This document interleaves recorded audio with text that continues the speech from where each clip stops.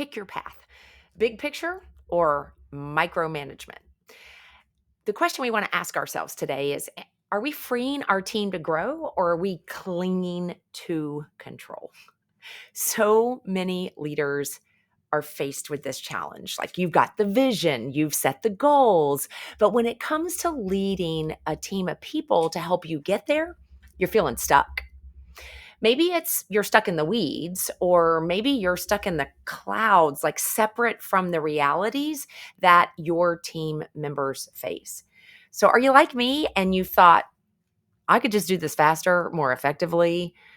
But here's the question that leaders need to be asking: Am I leading to control, or am I leading to promote growth? So today's Pick Your Path is a tension every strong leader has to face. Lead with a big picture mentality or a micromanagement mentality. Big picture leadership looks like casting vision and setting the direction. It requires a leader's ability to delegate. Like, you got to delegate with clarity and you have to have trust.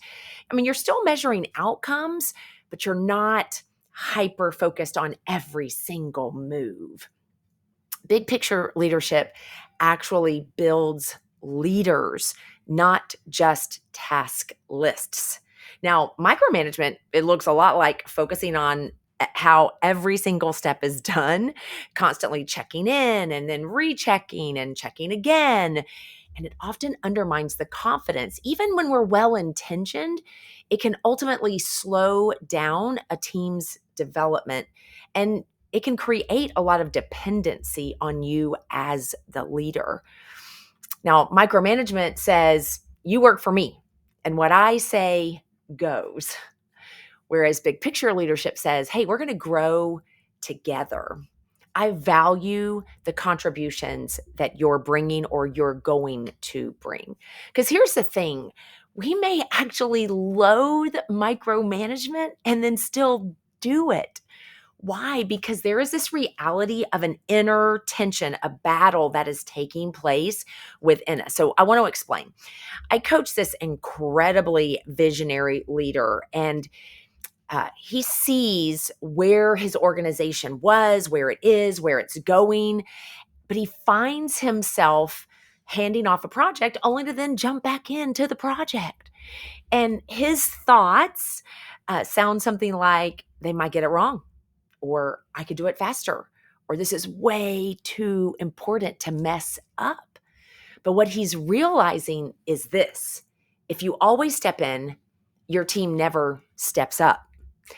And even when they make a mistake, that's actually where growth begins. So, what if, as a leader, you daily reminded yourself that I don't just lead for outcomes, I lead for the development of those I lead? And I realize that can be easier said than done. So, how can we choose a big picture path? Well, first, we need to redefine what is success. Success isn't perfection. I'm going to say that again. Success is not perfection. Success is clarity alongside of responsibility and growth. This leader that I coach is learning to ask himself in the moment, what's more important here and now? That it's done the way that I want, or that it's done perfectly, or that I empower this person and their growth. Secondly, we've got to be able to delegate. We need to delegate the how alongside of a clear why and what. So I'm not suggesting that anything goes, right? We do want to be very clear on the what and the why of what we're delegating. What we're doing, though, is we're giving space for how it is accomplished. We want to be clear with goals, not necessarily the every single step to get to those goals. Because when we share the why and we let them figure it out, that leads me to the third thing that we can be doing is we debrief, not dominate. Okay, as a leader, we tend to want to interrupt, go, no, that's not the way you do it. No, this is the way you should do it. This is how you can do it faster. Just ask my husband when it comes to telling them how to, the directions of where to go, because I'm always thinking the most efficient pathway to get there. So, no, we need to debrief, not dominate. Instead of correcting mid task, wait until an appropriate time to hold a debrief. Ask, like, what did you learn? Or what would you do differently? By doing so, you're going to move that individual beyond just, hey, I have a responsibility.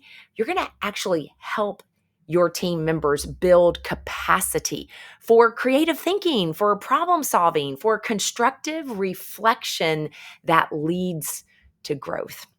So when you find yourself hovering over the how, I'm going to challenge you, zoom out.